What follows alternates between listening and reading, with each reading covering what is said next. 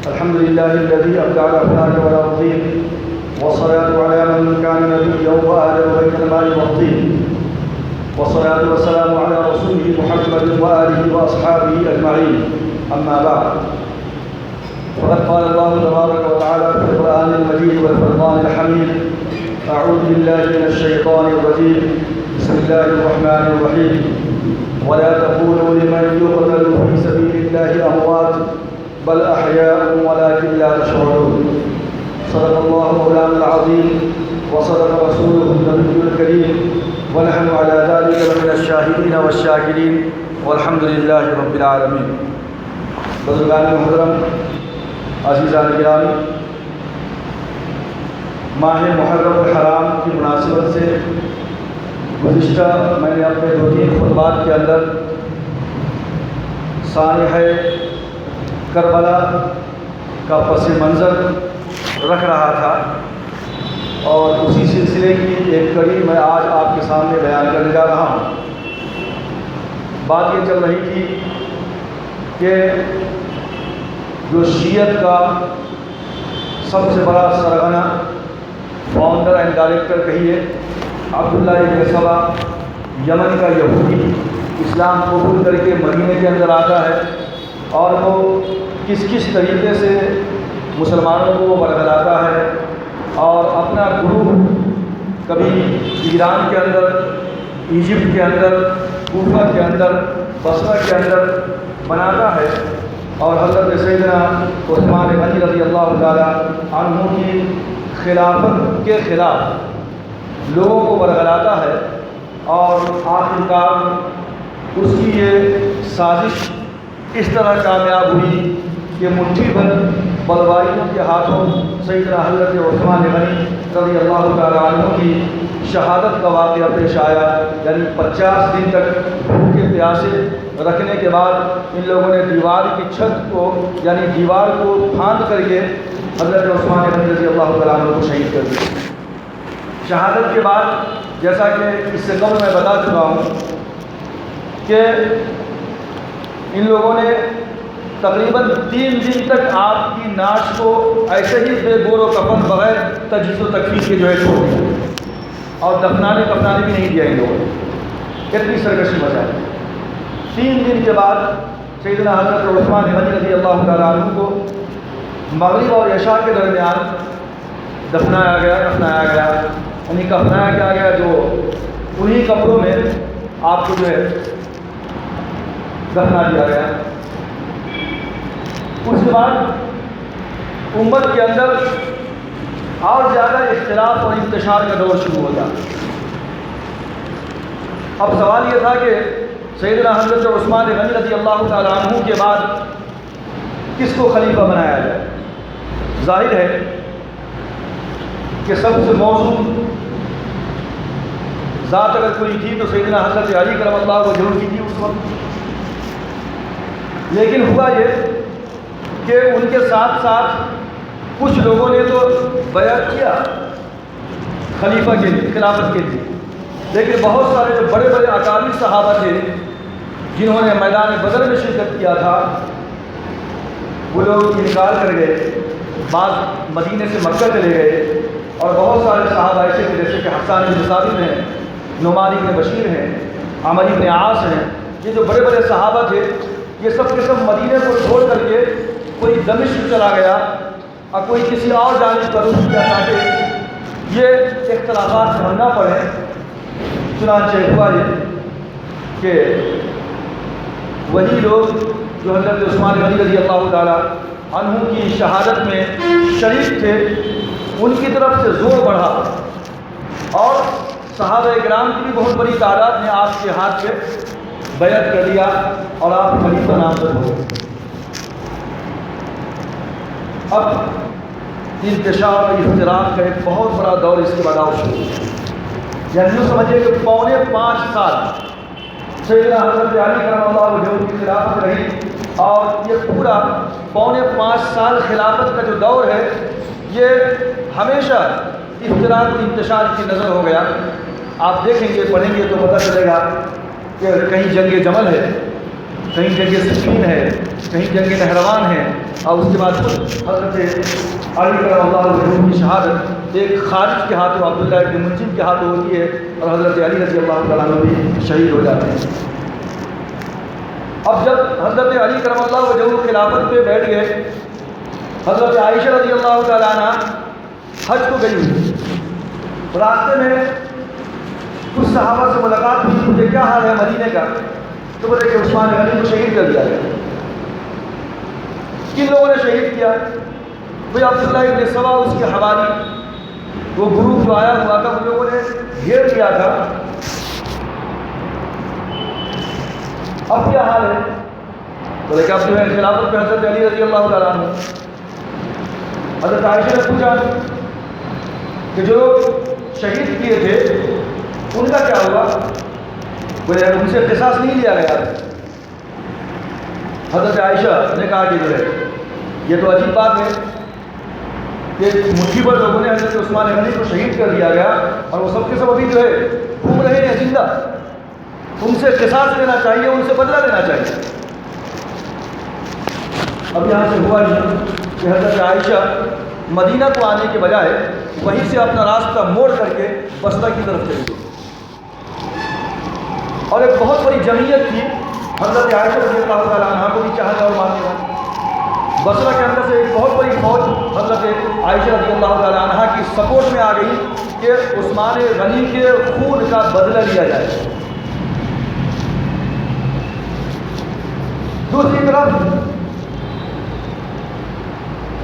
ایسا ہونے لگا کہ حضرت علی رضی اللہ تعالیٰ عنہ کوئی حکم دیتے اور بہت سارے لوگ وہ حکم کو مانتے ہی نہیں۔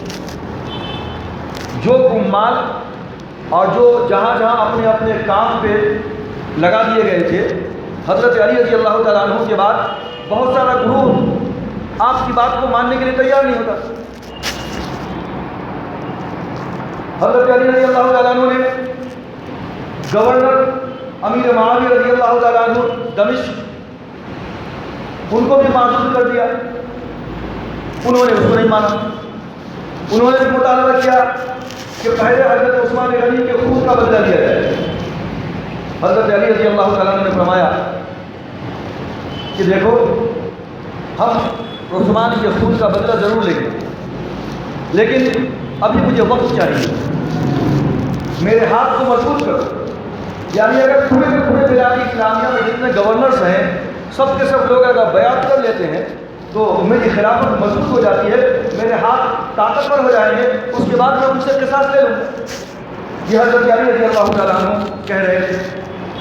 امیر معاویہ کہہ رہے تھے کہ نہیں، پہلے عثمان کے خون کا بدلہ دیا جائے،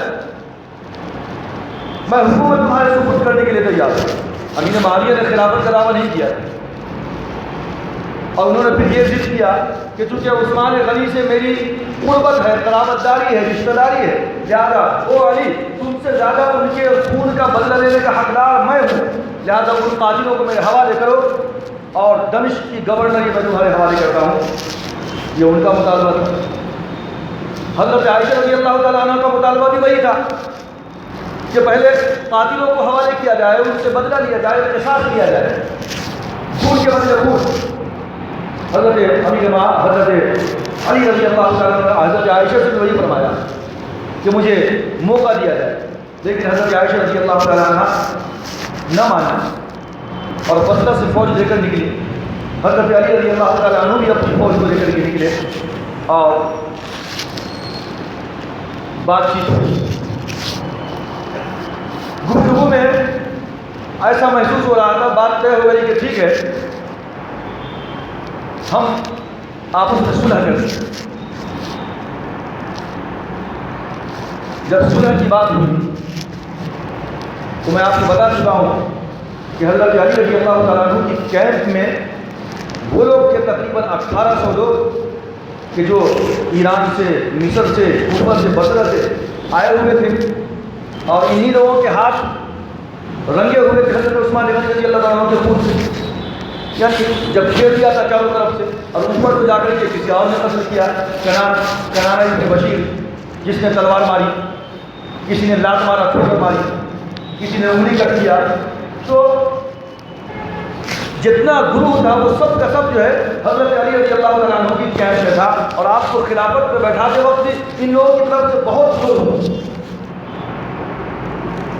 چنانچہ ایک موقع سے حضرت حسن رضی اللہ تعالیٰ عنہ نے اپنے والد کے خلاف بات کیا اور کہا کہ ابو جان، میں نے آپ سے اسی وقت کہا تھا جس وقت آپ مسند خلافت پہ بیٹھ رہے تھے کہ جب تک کہ پورے کے پورے بلاد اسلامیہ کے گورنر اور مسلمان اس بات کے لیے تیار نہ ہو جائیں کہ آپ کو خلیفہ بنایا جائے گا، آپ کے ہاتھ میں بیعت نہ کر لے، اس وقت تک جو ہے آپ مسند خلافت پہ نہ بیٹھیں۔ لیکن آپ نے میری بات نہیں مانی، آپ پھر حضرت عائشہ رضی اللہ تعالیٰ عنہ کے خلاف نکل پڑے لڑائی کے لیے، آپ نے اس وقت میری بات نہیں مانی۔ تو حضرت علی رضی اللہ تعالیٰ عنہ نے فرمایا کہ بیٹے، اصل میں بات یہ ہے کہ جن بلوائیوں کے ہاتھ حضرت عثمان غنی کے خون سے رنگے ہوئے تھے، جس طرح ان کو لوگوں نے گھیر لیا تھا، مجھے اس طرح لوگوں نے مجبور کر دیا تھا، گھیر لیا تھا، اگر میں نہ بیٹھتا سیٹ کے اوپر تو مجھے خطرہ تھا کہ امارت اسلامیہ اور جو اسلام کا جو اتفاق ہے یہ شیرازہ منتشر ہو جائے گا، بکھر جائے گا، کہیں آپس میں خود ریزی نہ ہونے لگے۔ اس لیے ملت اسلامیہ کو ایک لیڈر کی ضرورت تھی، ایک خلیفہ کی ضرورت تھی، لہذا میں مجبور تھا میں خلافت پہ بیٹھا۔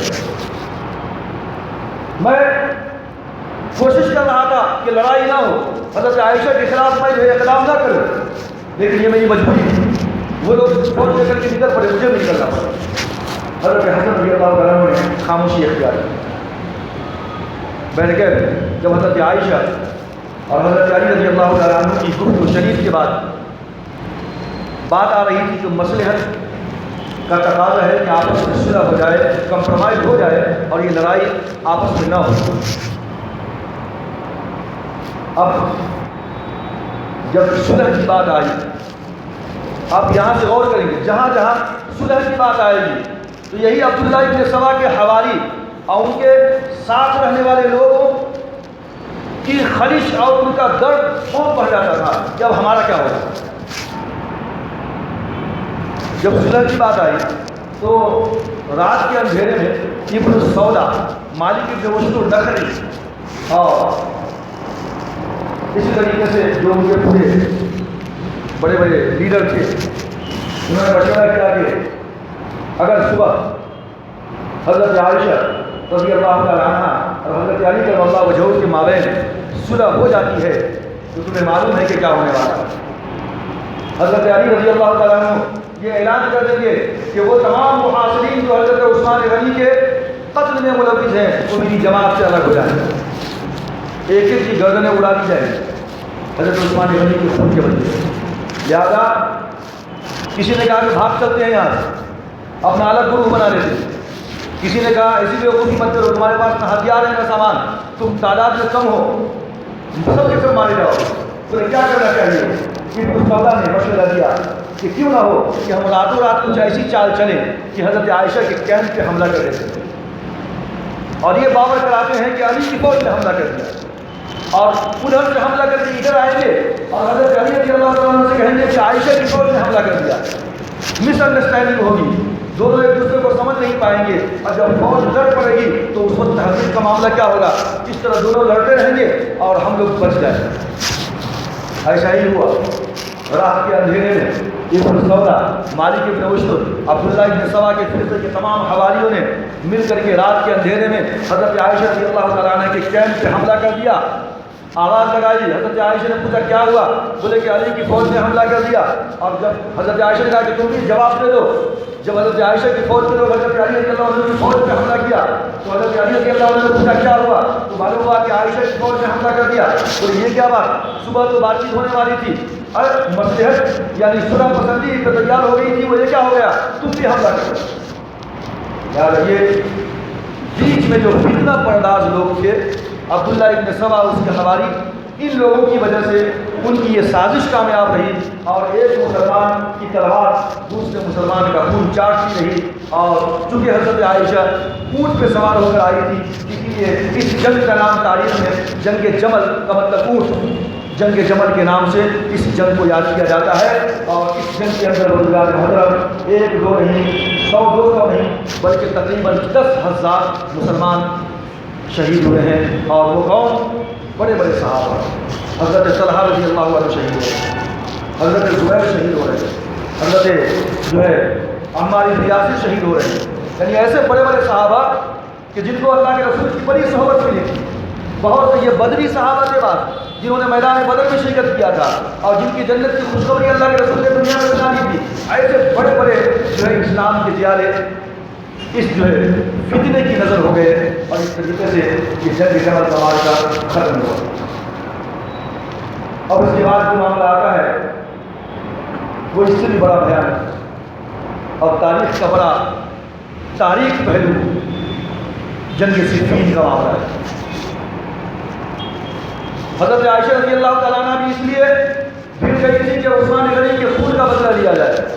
اور دمشق کے اندر کافی زمانے سے حضرت امیر معاویہ رضی اللہ تعالیٰ عنہ ایسے گورنر ہیں اور شام کے اندر ان کی بہت بڑی فوج ہے، بہت بڑی طاقت ہے ان کے پاس. لیکن جب حضرت علی رضی اللہ تعالیٰ عنہ نے ایز خلیفہ ان کو معزول کر دیا کہ تمہیں میں گورنری سے معزول کرتا ہوں، تو حضرت امیر معاویہ رضی اللہ عنہ نے انکار کر دیا، نہیں مانا بات. بولے آپ کو خلیفہ کس نے بنا دیا؟ تمام کے تمام ملت اسلامیہ کے گورنروں نے آپ کے ہاتھ کو بیعت نہیں کی، آپ نے مشورے نہیں کیا اور آپ کو خلیفہ کس نے بنا دیا؟ اگر آپ کو خلافت چاہیے تو پہلے وہ تمام قاتلوں کو میرے حوالے کرو. اب یہ آپس میں ایک دوسرے کے خلاف ہو گئے اور آخر میں پھر سے جنگ کی نوبت آئی. حضرت علی رضی اللہ عنہ کہہ رہے تھے کہ پہلے میرے ہاتھ مضبوط کیے جائے اور وہ کہہ رہے تھے کہ نہیں پہلے ان کو حوالے کیا جائے. حضرت علی رضی اللہ عنہ بہت بڑی فوج کو لے کر نکلتے ہیں. حضرت علی معاویہ بھی ایک بہت بڑی فوج کو لے کر کے نکلتے ہیں اور آپس میں یہاں بھی ٹکراؤ ہوتا ہے اور اتنا بھیانک ٹکراؤ ہوتا ہے کہ آپ حیران ہو جائیں گے کہ تقریباً 80,000 یا 70,000 یا 85,000 مختلف تاریخ میں مختلف باتیں کہی ہیں، جو تقریباً 80,000 یا 70,000 مسلمان جنگ صفین کی نظر ہو گئے، جو بڑے بڑے صحابہ تھے جہاں دونوں مسلمان. علماء لکھتے ہیں کہ اگر جنگ جمل کا واقعہ پیش نہ آتا، اگر جنگ صفین کا واقعہ پیش نہ آتا تو شاید دنیا کا کوئی بھی کونا ایسا نہیں ہوتا کہ جہاں پہ اسلام کی آواز نہ پہنچے. ساری دنیا میں اسلام کی آواز پہنچے.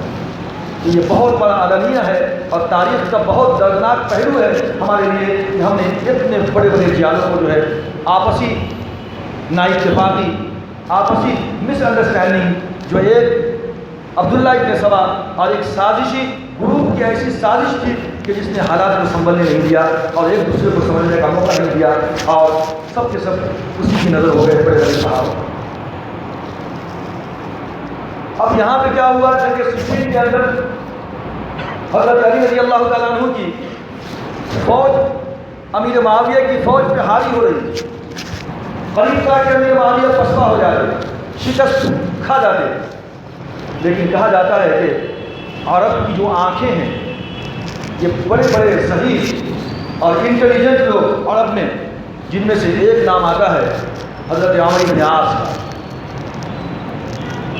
یہ وہی عمر بن عاص ہیں کہ جن کے ہاتھ کے اوپر آپ کو ایجپٹ پتا ہوا، مصر. حضرت عمر بن عاص نے کہا کہ معاویہ کیا دیکھتے ہو، شکست کا سامنا کرنا پڑے گا تمہیں. اگر اس جنگ کو روکنا ہے تو اس کی ایک شکل ہے کہ حکم دو اپنے تمام کے تمام فوجیوں سے کہ وہ اپنے اپنے نیزوں کے اوپر قرآن کو اٹھا لیں اور کہیں کہ بھائی یہ لڑائی بند کرو، جھگڑا بند کرو. ہمارے درمیان اگر کوئی فیصل ہے، فیصلہ کرنے والی تیسری چیز تو وہ قرآن مجید ہے. قرآن کا جو حکم ہوگا اس کے مطابق جو فیصلہ ہوگا ہم ماننے کے لیے تیار ہیں. آپ اسی لڑائی کو بند کریں. حضرت علی رضی اللہ تعالیٰ عنہ حضرت علی معاویہ رضی اللہ تعالیٰ عنہ کی اس چال کو سمجھ گئے. آپ تیار نہیں ہو، آپ نے کہا نہیں جنگ جاری رکھو. لیکن پھر وہی سازشی گروہ، وہی عبداللہ ابن سبا، ابن سودا، مالک ابن اشتر کے جو حواری لوگ تھے، انہوں نے پھر یہاں پہ حضرت علی رضی اللہ تعالیٰ عنہ سے بغاوت کی. مان رہے ہیں خلیفہ، لیکن خلیفہ کہہ رہا ہے کہ لڑو، لیکن یہ ابن سودا کا گروپ کہتا ہے کہ نہیں قرآن بیچ میں آ گیا، ہم نہیں لڑیں گے. سب نے اپنے خلیفے کی مخالفت کی اور اپنے ہاتھ روک دیے، بالکل سائلنٹ، کچھ نہیں ہو رہا ہے۔ اب آگے دیکھیے، کہا کہ ٹھیک ہے بھائی کیسے فیصلہ کیا جائے؟ بولے قرآن کے مطابق فیصلہ ہوگا حضرت علی اور حضرت امیر معاویہ دونوں کے درمیان، دونوں میں سے کون خلیفہ ہوگا، کون حق کے اوپر ہے، اس کا فیصلہ کیا جائے قرآن کے مطابق۔ اب یہ کیسے ہوگا؟ تو یہ فیصلہ کیا گیا، بات یہ آئی کہ ایک آدمی حضرت علی رضی اللہ تعالیٰ عنہ کی طرف سے ہو اور ایک آدمی حضرت امیر معاویہ رضی اللہ عنہ کی طرف سے ہو، اور یہ دونوں مل کر کے جو فیصلہ کر دیں ہم دونوں کو قبول ہے۔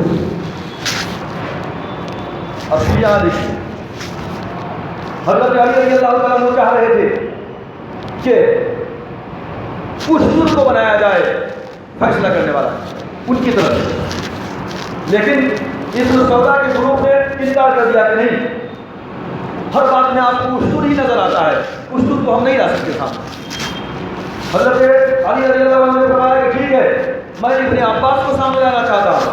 تو انہی کے چاہنے والوں نے مخالفت کی، اپنے خلیفہ کیا اور یہ کہہ دیا بدماشوں نے کہ آپ کو اپنا رشتہ داری نظر آتا ہے،